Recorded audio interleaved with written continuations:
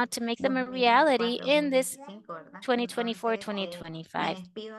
So I would like to thank each of you for all of the work you have carried out and invite our other peers from other countries that you can take advantage of these spaces because it's something you can really take advantage of. It's very beneficial, and you have to clear what you want, your objectives that you want to handle with these visits. Thank you very much. And thank you. I would like to highlight that this is a process. It's not just an event to be able to have this exchange with another country. However, you have this technical discussion, political discussion that can be amplified, or you can get deeper into it and you can continue developing it. So soon we are going to talk a little bit more about how this can connect with the support mechanisms, which are the ones that KIX is also developing. And we will be able to have that vision in a few minutes. But first, let's start off with the vision of our colleague from the Caribbean, Jermaine Anthony. He's specialist in education of the OECS. Jermaine, the floor is yours. Hello, everyone. Good morning. Good day. Jermaine Anthony, Senior Technical Specialist in the Education Development Management Unit at the OECS Commission. And this office, the headquarters, is based in St. Lucia. Of course, we're serving about, 9 English-speaking and 2 French-speaking territories. So if you will allow me, I'm just going to use this presentation just to guide my thoughts as we take a little bit of a reflection in terms of how this KIX LAC consumer support has been important for us. So I think I need to get it going. All right. So it was not very long ago we had the 3rd regional KIX LAC meeting in Honduras. And of course, very important to the focus of that whole grouping was how we could work together to strengthen public education systems in Latin America and the Caribbean. Of course, we spoke a lot about what are the educational challenges in the region, and many of them are the same. Another important focus was really the value of knowledge mobilization. I think for the first time, at least for my part, that was quite, clarified. For us in the region, though, in the OECS, one of our major priorities has been that of education data, managing education data, making education data available to our stakeholders in the ministries, the policy heads, decision makers, and of course, development partners, even to teachers as well, because we've been doing a lot for a long time and not necessarily learning from our past experiences. One of the important things that happened at that meeting in Honduras was a networking opportunity with Guyana. So Guyana was represented at the time by the chief planner, and having looked at what we were aiming to do with our plan to reshape our education data strategy, there was literally a sidebar conversation that was had, and they explained that they were working on their EMIS for the past 2 years. And there we saw an opportunity as we were looking to develop a regional EMIS solution to learn from the experience that Guyana itself was undergoing. And so our theory of change as of this stage has become a lot more informal, in fact, has grown, become more developed as a result of that experience with Guyana. When KIX came in and gave us the support to participate in this knowledge exchange, we were able to take along with us representatives from several member states in the Windward Islands, Grenada, St. Lucia, St. Vincent and Grenadines, and Dominica.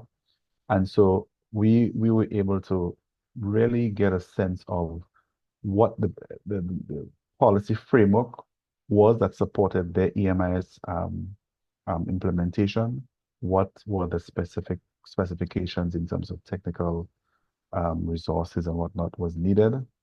Of course, the experience really blew our minds because we had been dealing or trying to resolve this EMIS issue in the region for quite some time now. Of course, individual member states have gone on to attempt their own EMIS solutions, and so far the success rate has not been very good. But what we were able to learn from the Guyana experience, which is very important, is that this requires full buy-in from the policy level right down to your school level for it to be successfully implemented. And of course, there has to be a vision that is well embraced by everyone, and of course, the structures have to be in place. You must have the right human capacity. And of course, there needs to be no doubt as to where the financing is coming from to sustain that effort. An important part of it too was that we were able to visit the schools and to see firsthand, or get firsthand from the teachers and some of the data entry people, how they're able to make good use of the EMIS. We were able to follow up on that activity with another knowledge exchange to the Bahamas, where the focus was very much the same in terms of what was really supporting the implementation. One note I forgot to put on there is that of how they were able to interoperate their EMIS with the learning management system, which is something in the OECS we're looking to do from day one, because we understand there are some challenges with implementing these systems where teachers feel they're a bit of a burden. And we're seeing from the Bahamas example, their integration of the learning management system and EMIS works well in getting the desired level of input from the teachers. And that is very, very important. So in terms of sustainability, in terms of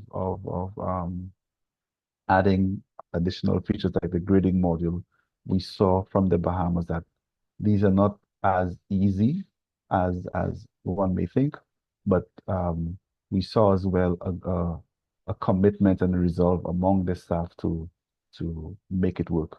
And so I think that serves as a very good example for us as we are embarking on our own process.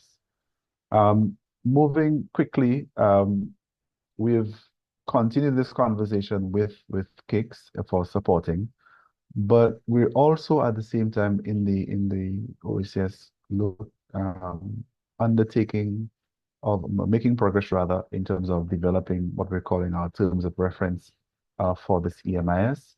We've done so, and even while doing that, we had the opportunity to meet with some key people in the EMIS sector. And even that's the reason I'm putting this up here at the recent Transforming Education Symposium in Cayman Islands. That, of course, was a very good networking opportunity.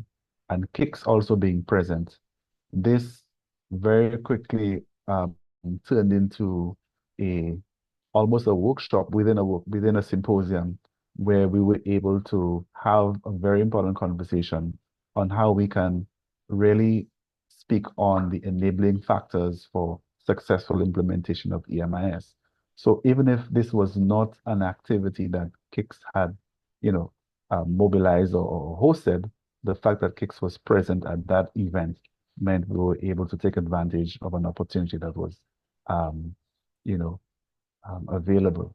And so what this means now, or what this has resulted in, is that we are in a position now to make use of an image diagnostic tool that was developed by IDB some time ago, and we now have an updated version of that.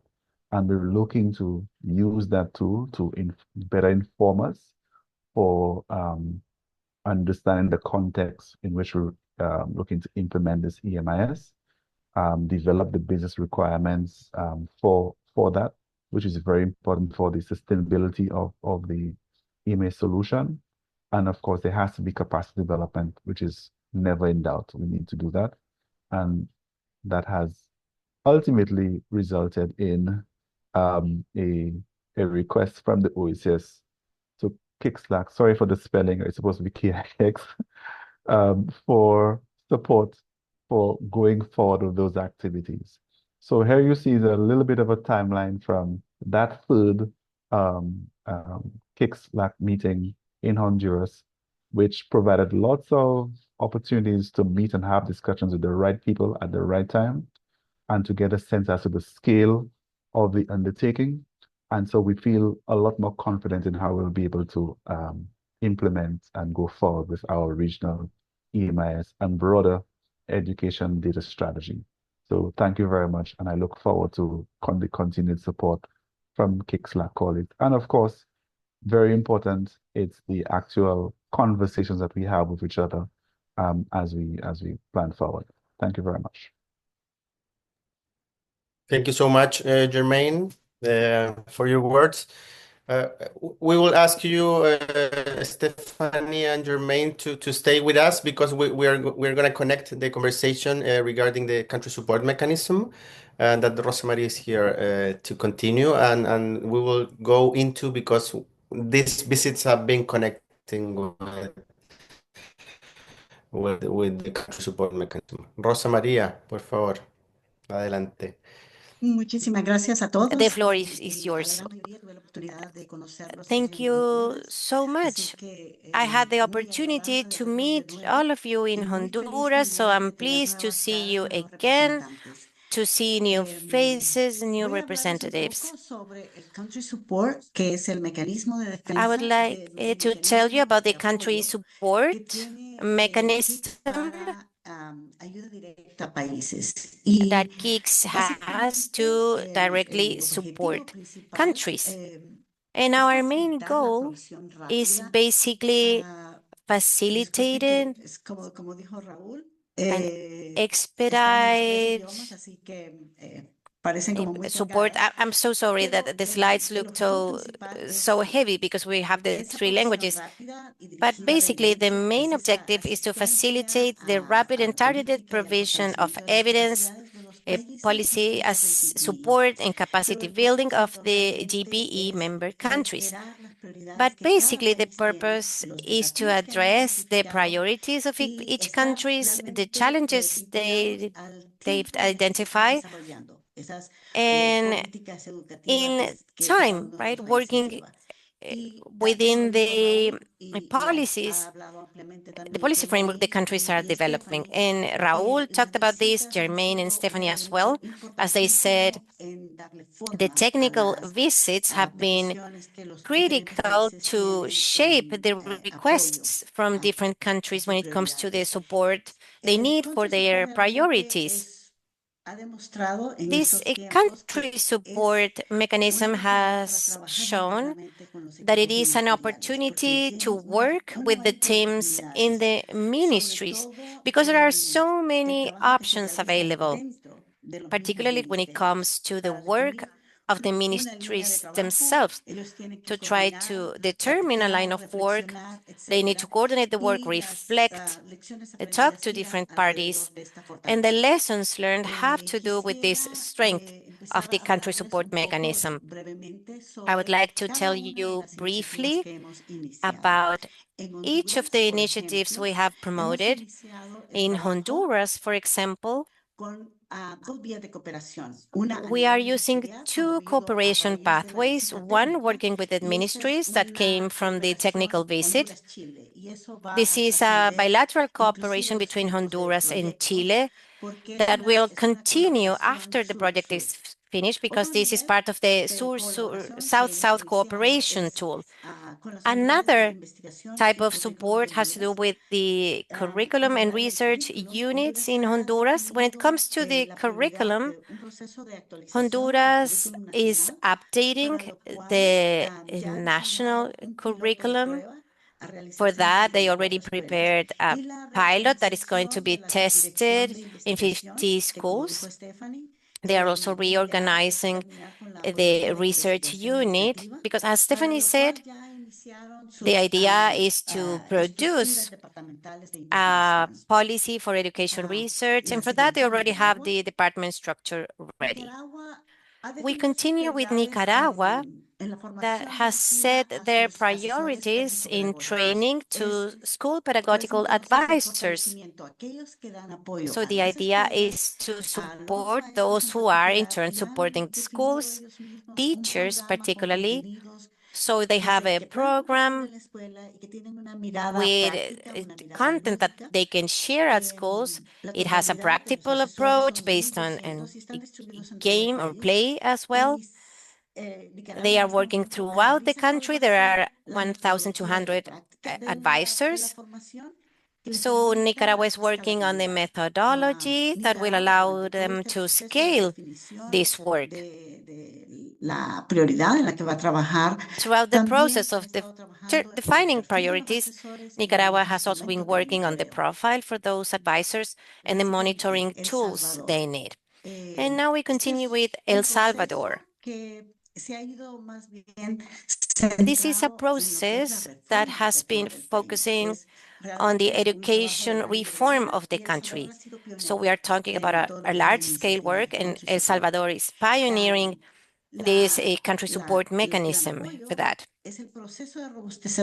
So we are supporting the process of making the reform of documents more robust, for it to be evidence-based, and we have had workshops for the different units to work together. El Salvador is also working on an action plan and identifying the resources they need to comply with all of their goals. El Salvador is undergoing a comprehensive reform and now is working in the dissemination process of the implementation. And Germaine already talked about the path they followed to strengthen the EMIS tools. But the priority is that a regional outlook for those information systems. There have been many exchanges, so we are grateful for Guyana and the Bahamas for opening their doors as hosts. But I would say the impact has gone even further because the ministries during the campus meeting, they prioritize the implementation of EMIS, and they have a task force working for the region. But I would also like to invite people to tell us more about their experience with this country support tool. I would like to invite Ana Marta, who is in charge of cooperation in the Ministry of Education of El Salvador. And I think as pioneers, they are leading the initiatives in this area of country support. Are you here with us, Ana Marta? I'm here, Rosa Maria. Thank you very much. To be part of this fourth annual meeting. Soy Ana Marta Najarro. I'm Ana Marta Najarro. I'm going to be speaking Spanish.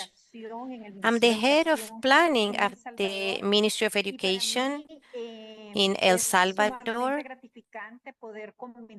And it is my honor to be able to say that most of the experiences we've been mentioning today, we've been involved in all of those.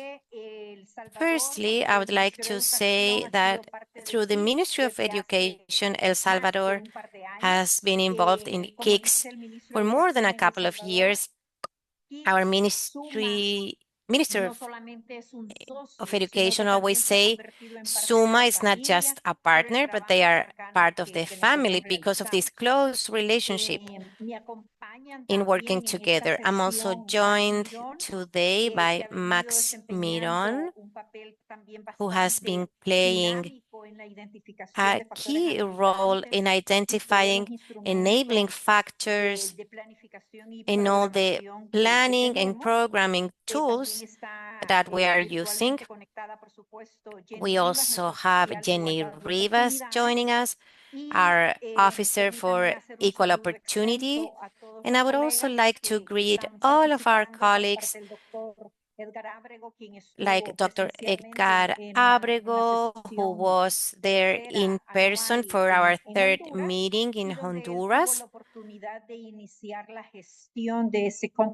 where he started that country support our country benefited from. So, having said that, I would like to say that the Ministry of Education of El Salvador is undergoing a transformation process of the educational system. In being a transformation process, we have moved from identifying a priority in our country in early education. And after 4 years, with all the mechanisms we have implemented, we are trying to cover the complete educational trajectories. In SUMA, of course, and KIX has supported us with knowledge exchange, the exchange of experiences. We have a community of learning, all the evidence from other countries, the best practices. I liked what you said, Rosa Maria, that we are part of the education reform in El Salvador. And actually that action plan that took maybe more than a year, right, while working in defining the basics, the consultation, building that reform, that plan, and the cost, of course, of an education reform, which is leading us to a larger tool. As part of our 5-year plan as a government, we have our institutional strategic plan. So that is something that might sound easy or simple, but it requires a lot of work. And for a dynamic process, to be able to present our society here in El Salvador, and first our local education group, we have to introduce our strategic plan, which is the planning tool for the next 5 years of the incoming administration that just took office 5 months ago. So first we were thinking about the action plan for the reform, but now that's the tool that marks the path forward when it comes to initial teacher education, the curriculum, the different areas or pillars that have to do with a comprehensive reform and the transformation of an entire educational system. So for that, that's not just a country support mechanism. It has to do with all of the support that SUMA and that KIX provides to El Salvador. In the past 4 years, we've been involved in different webinars. We have been supported with in the consultation process, because the mechanism we have with GPE to be able to access funding, we work together with the World Bank and other international organizations like the IDB, of course, and UNICEF, which is the coordinating agency in our country that supports us with the consultation process and working with the local education group, which is there are partners not just to approve the activities we're implementing, but also for these activities to go in line with what the private sector and the civil society might be able to implement. Actually, I missed Florencio's visit this week from the IDRC with an NGO that I also see here, the Educo Foundation. I see Erika here, our colleague here, and hopefully we will be able to talk about the work they're going to be developing in our country in a later opportunity. And I will stop here. I would like to say that it is my pleasure and an honor to be here, and I would hope more countries would join the initiatives in which we can work together in knowledge exchange, in supporting countries, and also, if needed, having some bilateral exchanges with other countries. And the colleagues I mentioned are going to be staying in this session. So thank you so much, Rosa Maria. It's been my pleasure being here. Thank you very much, Ana Marta, and I hope that Honduras doesn't lose the visit of Florencio next week. So a warm embrace. I would like to continue now to be able to invite Ana Dominguez, Alana Dominguez. Alana is the Director of Curriculum and Education in the Ministry of Education of Honduras, and she's also Vice Minister for Technical Pedagogical issues in the government as well. But you are very welcome. Please. The floor is yours. Alana, ¿estás por ahí? Alana, are you there? Estás muteada. You're muted. Quizás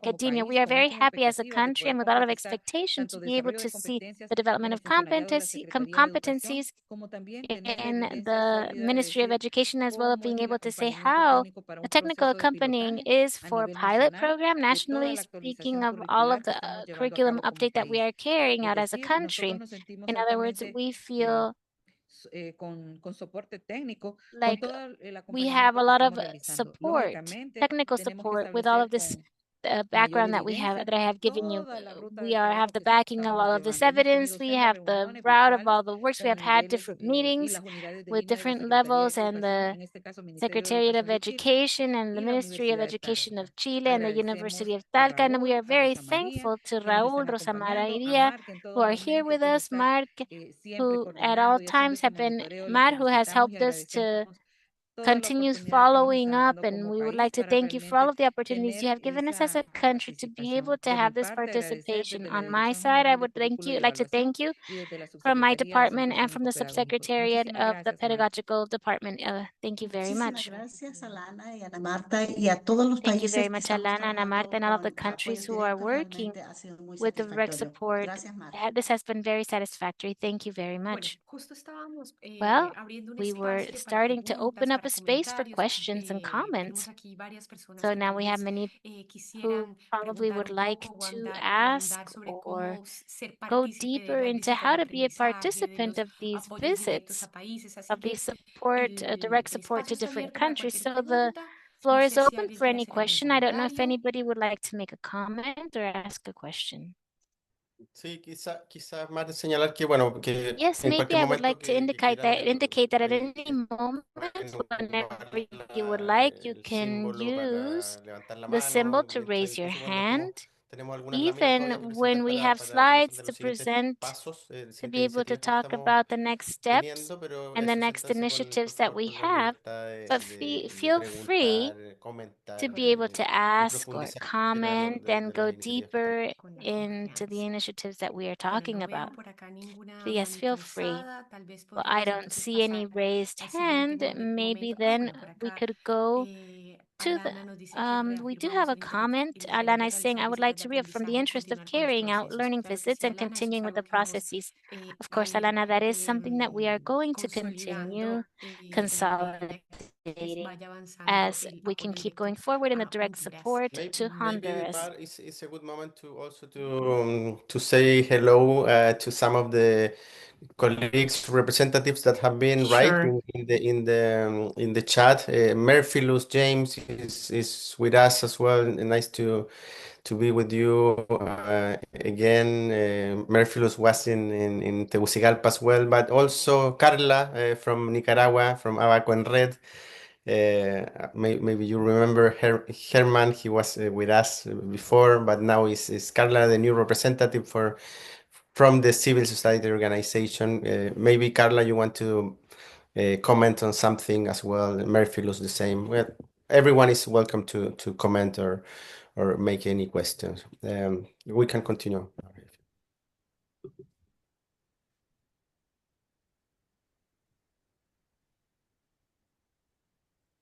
Vemos que estamos un poco tímidos, pero I no hay see we are a little problema bit con eso. shy, but there's no problem with that.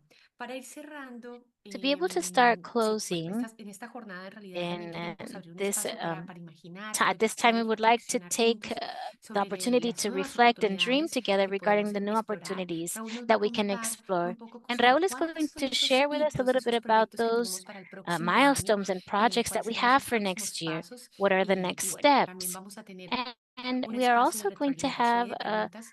Así que feedback adelante, and Raúl, con eso. questions at the end. So, Gracias, Raúl, Mar. the Sí, floor aquí is yours. tenemos Thank you, Mari. Yes, algunos here de las we próximas have iniciativas en las some que of the next continuamos initiatives that desarrollando, we will continue co-creando con developing ustedes. and co-creating with you. En particular In el foco de particular, la conversación de mañana, así como the ustedes focus of vieron the conversation tomorrow, as you ese saw esquema donde on Mar that mostraba el scheme ciclo that de movilización de shows conocimiento the cycle en las of temáticas knowledge específicas de uso de mobilization in the evidencia, different monitoreo themes de of the aprendizaje de evidence los use and estudiantes, monitoring sistemas and de student información learning, para las the autoridades educativas. information systems En for particular, estamos el día de the mañana, education queremos preparar management. el camino And we para lo would que va a ser also el like to prepare the siguiente ciclo de way for conocimiento, the next movilización de knowledge ciclo de conocimiento. cycle mobilization. Con relación a los desafíos de And la educación en regarding primera the infancia, challenges of early y childhood, ahí, por supuesto, sabemos que es and una there, of prioridad course, we know that it is a no solo en cada uno de priority, los países, not sino only también in each of the una prioridad countries, but it's also a priority in the region and globally speaking. We know the importance of investing there, of investing not only in the structural aspects, but also in the development of the different mechanisms that are a part of the educational system in early childhood, initial educational system. So here in 2025, we are going to place a focus. We have found that the way that makes more sense is to go deeper in certain themes. So we were all last year with the focus on evidence. That is why we could see how important it was to monitor learning and also to have a robust data systems that could help us with that monitoring and follow-up. But now we would also like, we know the priorities are multiple, but from the point of view of the organization of work, we consider that it makes sense to be able to take on these themes and basically have zoom ins and zoom outs of the different themes, subjects, and sub-subjects that come up. There are things in common, but there are also specificities that we need to start looking at as well. So a second initiative that we're already beginning to look at has to do with the study use of evidence in Latin America and the Caribbean.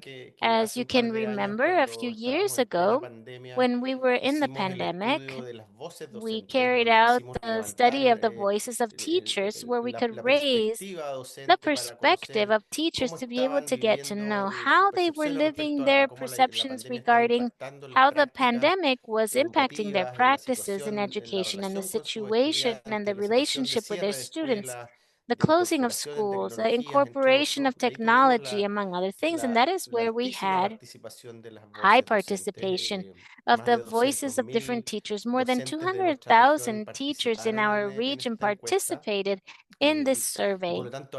And therefore, we also had those studies, we placed them available regionally speaking, but we also shared the information in a deaggregated way so that the countries could analyze that information and that they could also have baselines regarding how the situation moves.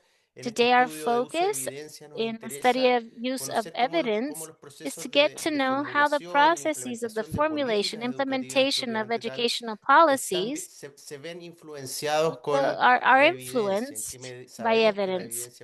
We know evidence on its own. We know that there are hundreds of papers, articles, journals that inform different areas, but these cannot all be used in an agile way over time or in a timely manner. And that is what we need to be able to understand as a region.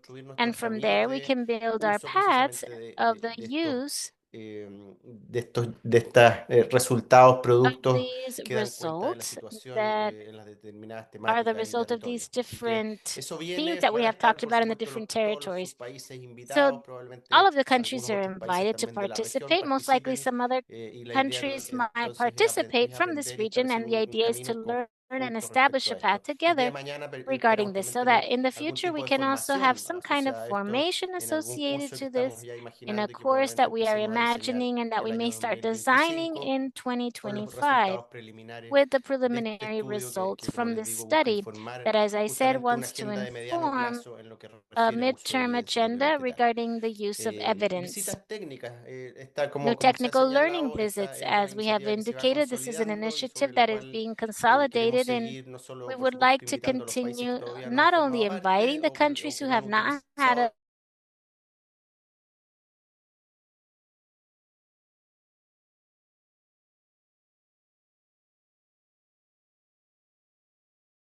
deeper and o que permiten developing profundizar o initiatives que permiten that dar either help you go respuesta o further respuestas posibles or be a able to prioridades que los reach países different responses están or answers that identificando the al countries momento. are Así que con identifying eso, at the time. So with having said esto es un that, poco de lo que this viene a is a little continuación. bit of what Y is la coming, siguiente looking lámina, as the next steps. And the hay next dos más que slide, menciono yo there are a que few more that I justamente mentioned that has lo to que ya do esbocé with cuando conversábamos del what trabajo I con la talked about about when we talked about the University of West Indies in the Caribbean, a partir ya del that 2025 convocar from a una coalición de 2027, facultades de educación reconociendo having to la do with importancia the de la formación inicial educational docente, de faculties las of futuras education, y futuros and docentes, with profesores, the profesoras future que trabajan teachers en nuestras who escuelas work a in our nivel schools en toda la región. in all of the Vemos la region. necesidad So de we see the identificar need to desafíos comunes identify que la common formación inicial challenges tiene, como por ejemplo el that que empieza a aparecer de manera muy initial clara en lo education has, referido and you can a la see it necesidad clearly de que las regarding the futuras docentes need that the future estén en teachers can be constante in formación práctica, constant visitando, practical teniendo training, experiencias visiting, prácticas having de its trabajo practical desde el inicio de la experiences formación from inicial the y no solo beginning, from que sea un initial teacher momento, un training, and evento not just an hacia el event final or de a las carreras. Por lo moment tanto, at es the end una of their invitación career. a It is an discutir respecto a las invitation mallas to be able to curriculares que las discuss the universidades curriculum tienen, that the entendiendo que universities have, la situación es understanding diversa, en that the algunos casos se situation pone en is juego diverse, and sometimes el rol del Estado en the esas role of the definiciones, en state otros is at casos stake, and in other precisamente el rol, la cases, autonomía que las the role universidades and tienen también a autonomy that the propósito universities del have trabajo en la educación superior. regarding Es their una work discusión in higher apasionante y education. que It is a creemos discussion que that is pretty además conversa passionate, muy and we bien con believe lo that it que also tiene que ver connects well with la everything formación that en has to servicio, do con la with formación continua training in de service, todas las continued docentes y training docentes que with all of the están teachers hoy día trabajando en las who escuelas are de nuestra región. working in the Y por schools in último, de mi our parte, region. ya le And doy lastly, on sería my el pase side, and then también I will a nuestro compañero, pass colega it del on IDRC to de our Canadá, colleague of IDRC from Canada. invitarlos, invitarlas I ya would lo also like to mencionábamos invite you a esta all reunión to que have va a ocurrir to come to this el meeting that will mayo próximo be del carried out 2025, in May donde queremos tener 2025, ya where we would like to nuevamente have una posibilidad de estar the 3 días possibility en of being there presencial, 3 days in profundizar person agendas, and get discusiones que deeper permitan in our agendas and have nuevos discussions that desarrollos, así allow como new nuestro colega developments. Germain As de Jermaine, our OECS colleague, said comentaba, from fue OECS, precisamente en it Tegucigalpa, en was in Honduras, donde se empieza a Tegucigalpa in gestar Honduras where they la start posibilidad de generar un connecting intercambio the presencial possibility entre of los having an países de in-person aprendizaje exchange cruzado, between aprendizaje entre countries uno and y otro. having learning Este from encuentro, the por cross supuesto, learning. And tiene this que ver con la encounter, of necesidad course, de has to do with the afianzar el need of trabajo being able to de los representantes de tighten los this países work and the representatives of the de countries that seguir can and I'll be afinando there and las have a prioridades follow-up y and cómo refine abordarlas. priorities Y and por otro how lado, to también tackle discutir de las them. And temáticas on the other que hand, forman have to parte hoy día de los talk desafíos about the globales, different regionales y themes, the nacionales de los sistemas educativos. global, regional, Cuando and local miramos la agenda challenges. And when we look at the del agenda Objetivo de Desarrollo Sostenible número regarding 4 the de number calidad 4, the quality, educativa, de desarrollo having all of educativo, the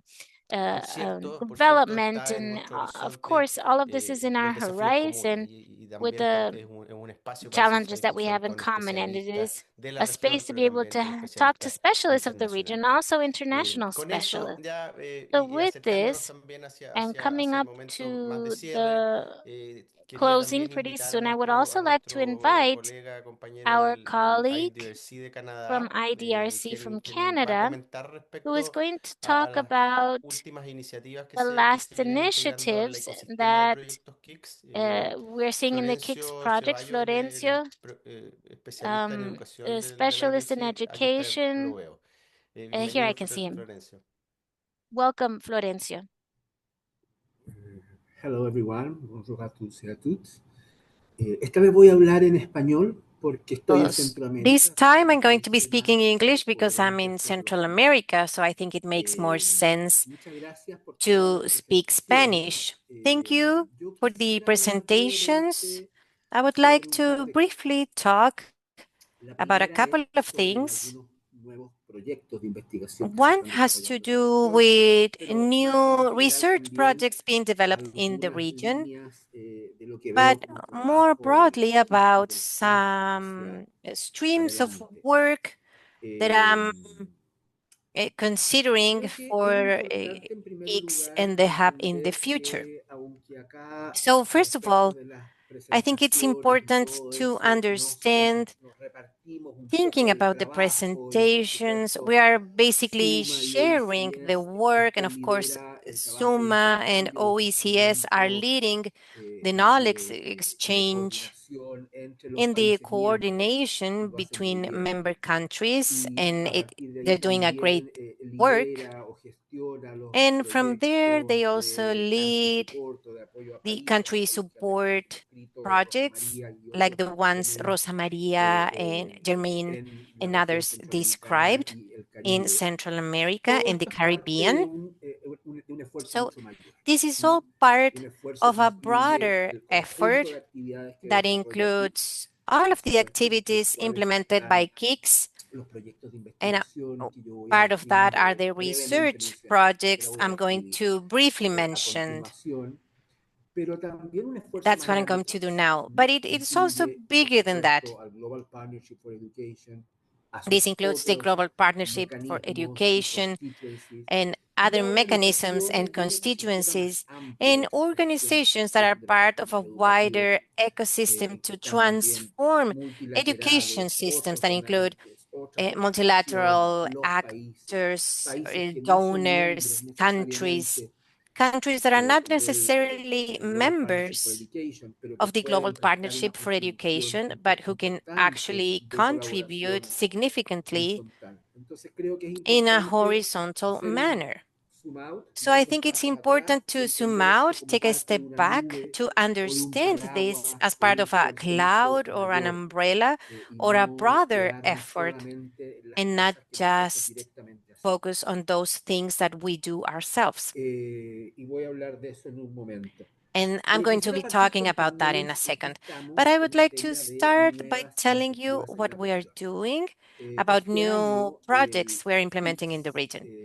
This year, KIX had 2 calls for proposals for research projects in 5 areas that were prioritized: professional development of teachers, gender and social inclusion, data systems,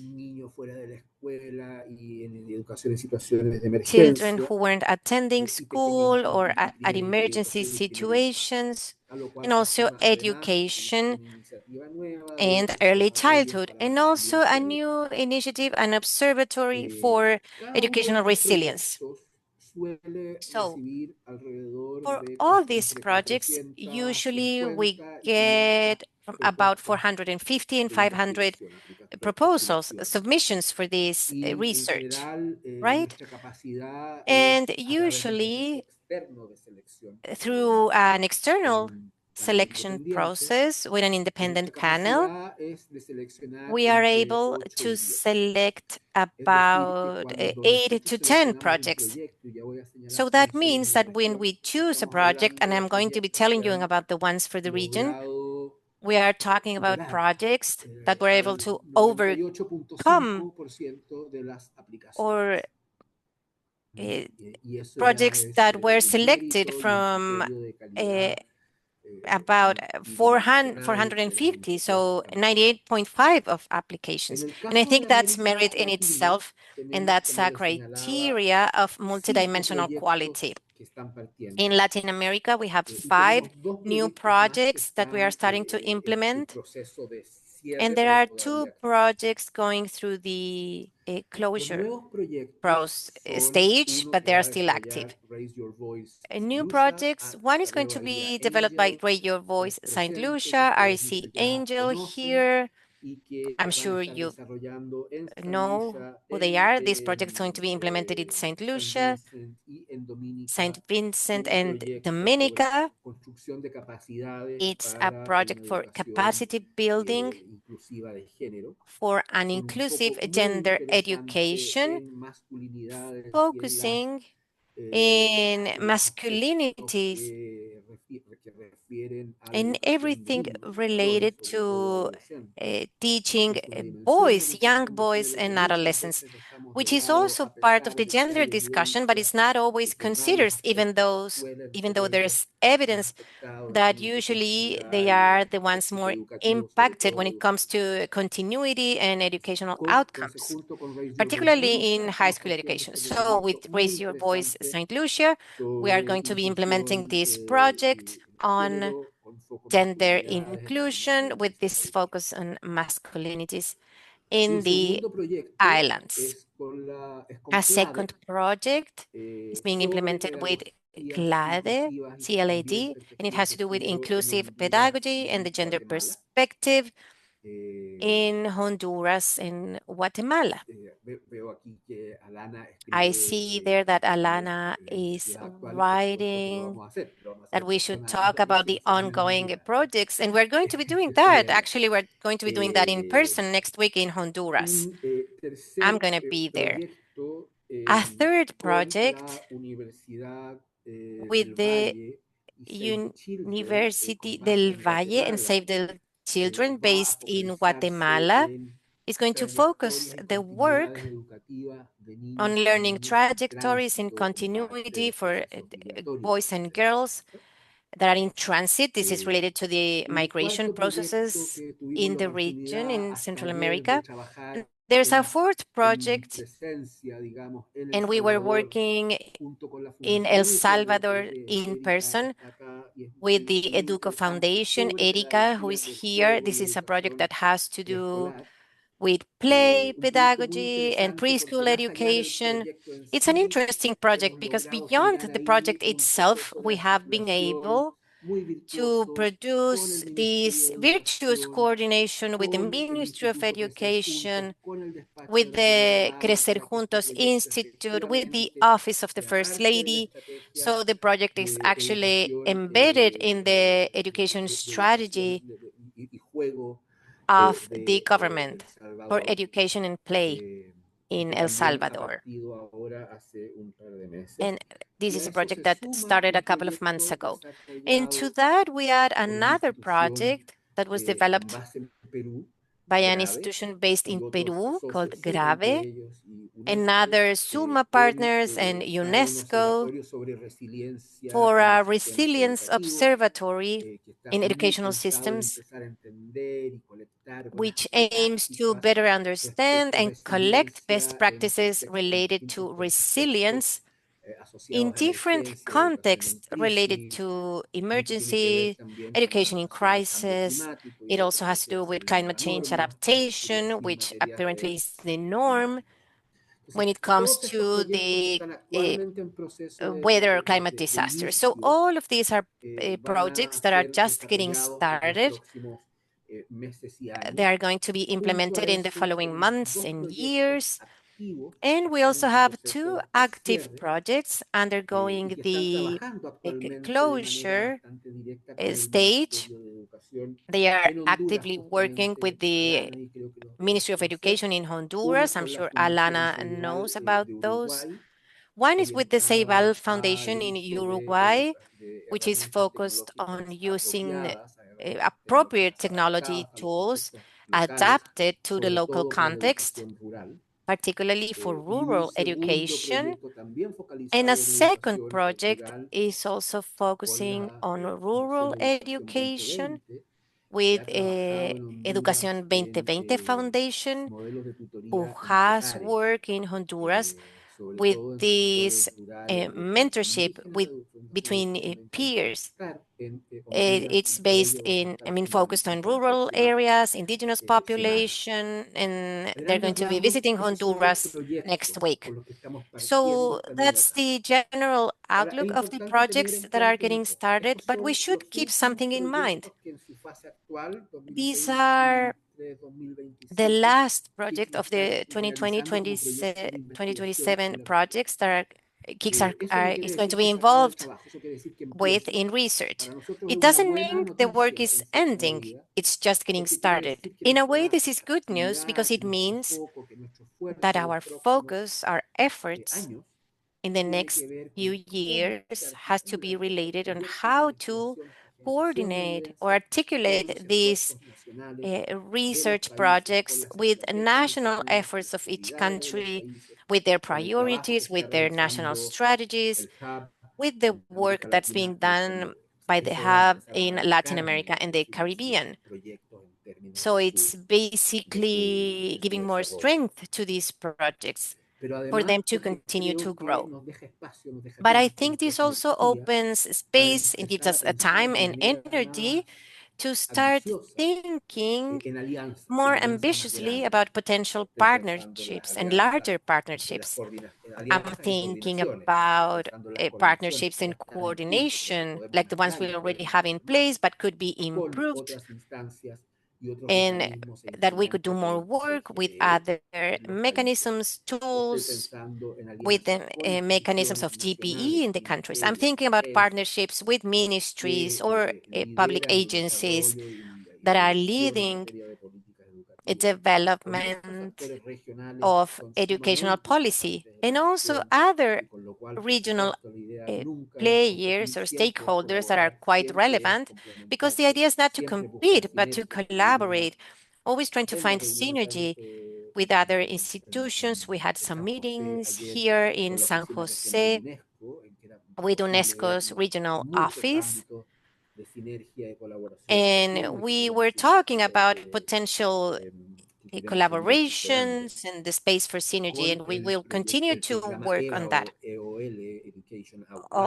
Also with the Education Out Loud program of GPE, because we are finding more common ground or connection because some of the partners working in the region are also part of the Education Out Loud. And other new partners Raúl was mentioning, for example, we could work with schools of education in different universities in the region. We could have this horizontal collaboration, not just between the countries that are part of GPE, but also with other middle-income countries that are part of the region and have a lot to contribute. We have been pioneers with the work we've conducted in KIX, with the visits, with the collaboration, working with Chilean institutions, but we believe that is something that could continue and grow. Javier was talking about Brazil, but I think there are other examples like the work in the Bahamas, but I think there are other opportunities to continue to strengthen this collaboration, this horizontal collaboration. And so another key element we should continue discussing, in the case of El Salvador, for example, we are working with pilot projects to try to be more proactive by using the local education groups as a space to produce more information, which becomes easier as the projects in which we are involved means that we have other partners sitting at the table. So that could be a privileged space for knowledge exchange. Lastly, I only would like to say that as part of these efforts, the global KIX is undergoing an assessment process. We had a midterm assessment that was concluded a couple of months ago, and the results will be shared soon, but the results are positive, but I'm not able to share those with you yet. But I think it's important to say that now we are entering the final assessment that's going to be conducted by Technopolis.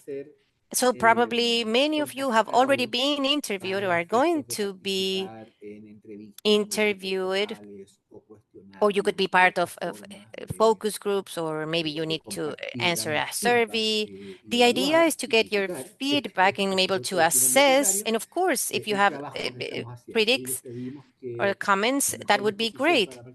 So we ask you to get involved and to be as honest as possible in your answers and comments, because Anything you say will be useful, will help us learn and improve our work.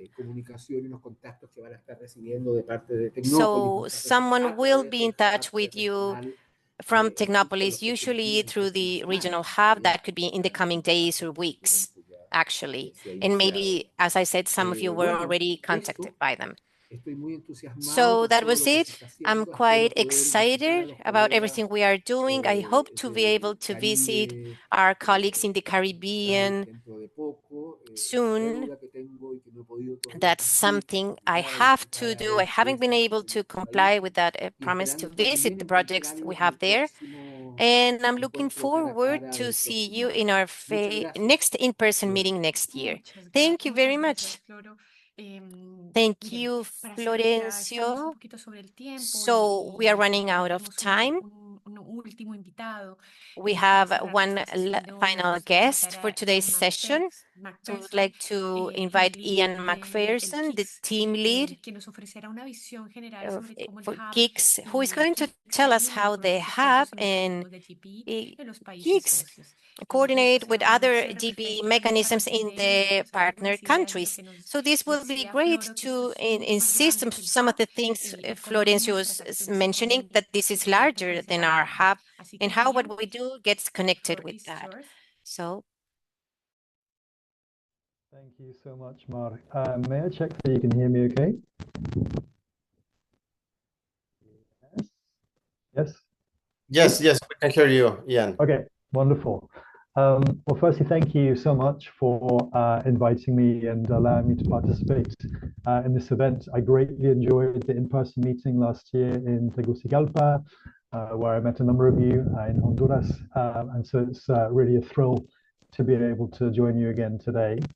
I do want to say thank you so much to the truly exemplary work of SUMA, to Javier, to Raul, to Mar, to Rosa Maria.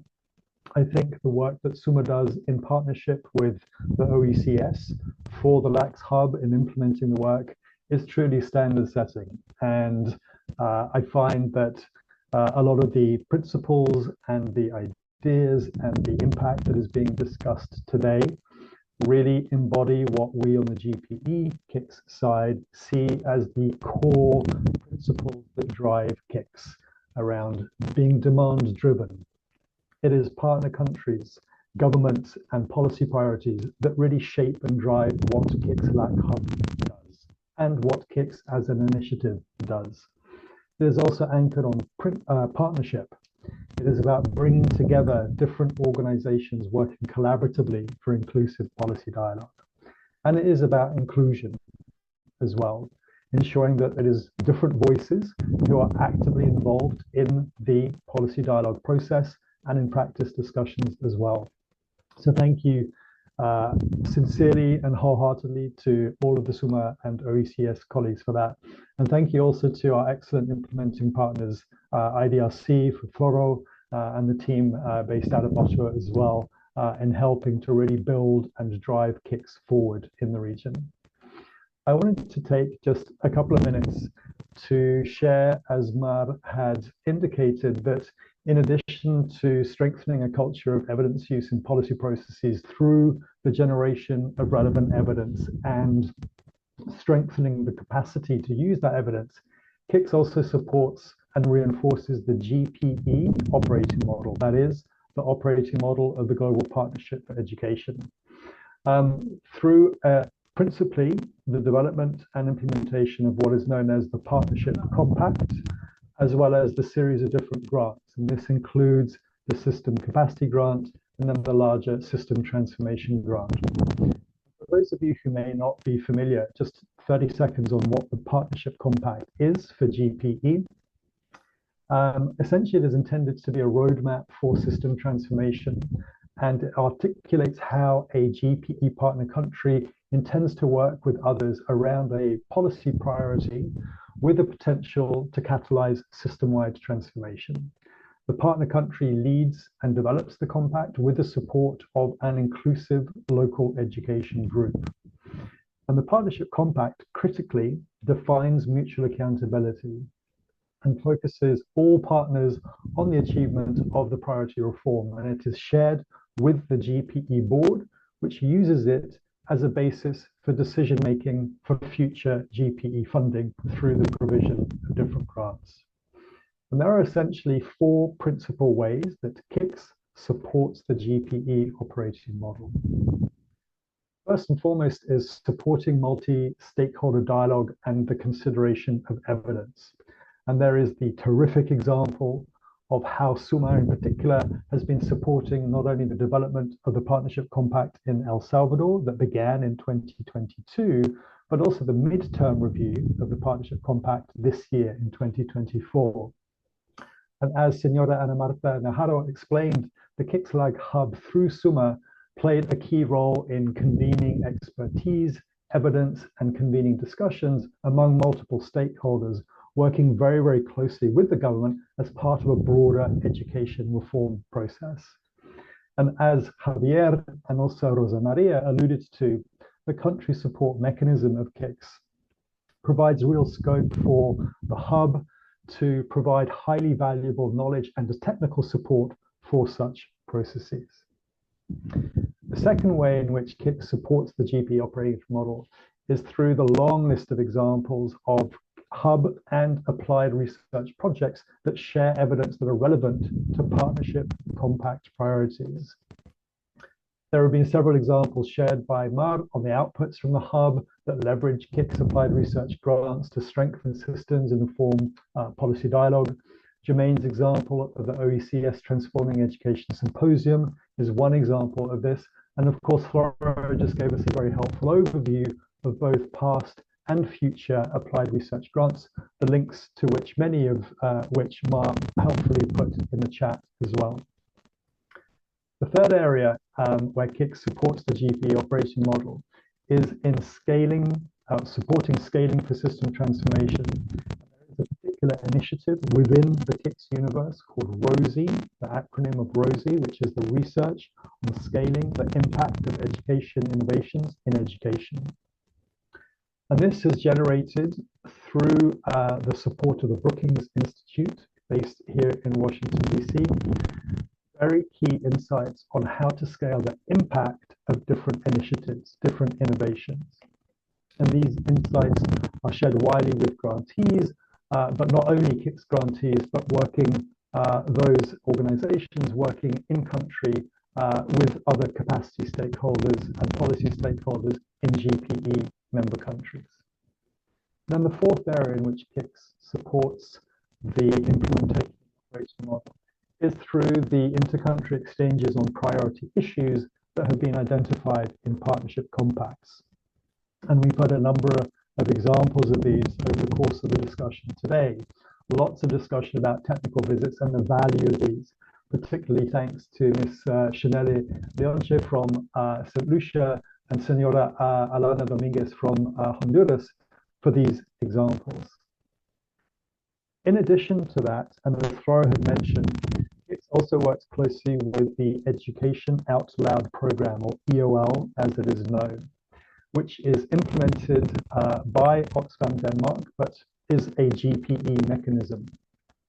Education Out Loud provides targeted support for national coalitions of education organizations and regional education CSO networks, and further some targeted advocacy initiatives across national, regional, and global level.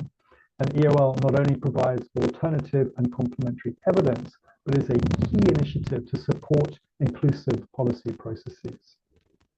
And maybe one final reflection before I close relates to what Flora had mentioned in terms of the continuity of KIX in the current time frame. And indeed, it is true that it is presently funded through to applied research projects that are coming online will run through to 2027.